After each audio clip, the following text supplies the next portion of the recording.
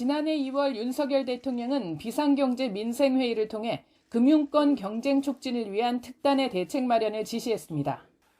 통신 금융 분야는 공공재 성격이 강하고 과점 상태를 유지하고 있는 정부의 특허 사업입니다. 업계에서도 물가 안정을 위한 고통 분담에 자발적으로 참여할 필요가 있다고 생각합니다.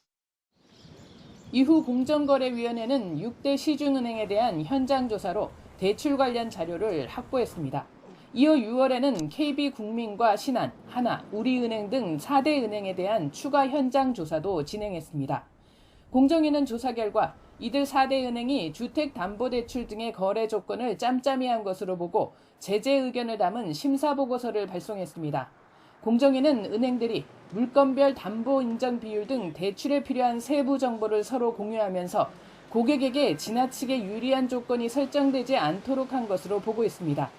심사보고서에는 과징금 부과와 검찰 고발 의견이 포함된 것으로 전해졌습니다. 정확한 과징금 액수는 결정되지 않았지만 은행들이 담보대출로 벌어들인 이득이 상당한 만큼 혐의가 인정되면 수천억 원대 과징금이 부과될 것으로 보입니다.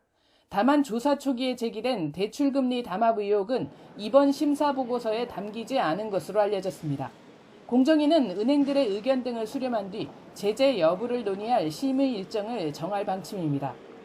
심의 과정에서 은행들은 고객에게 같은 조건의 대출을 제시한 것이 아니라 담보의 과대, 과소평가를 막기 위해 서로 자료를 교환한 차원이라는 입장을 적극 개진할 것으로 보입니다.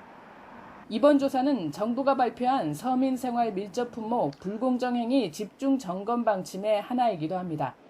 정부는 올해 경제정책 방향에서 금융을 비롯해 석유와 주류, 통신장비, 아파트 입찰, 돼지고기 유통과 OTT 서비스 등을 민생 밀접 품목으로 꼽으면서 경쟁 제한 요소를 개선하겠다고 밝혔습니다. YTN 이승은입니다.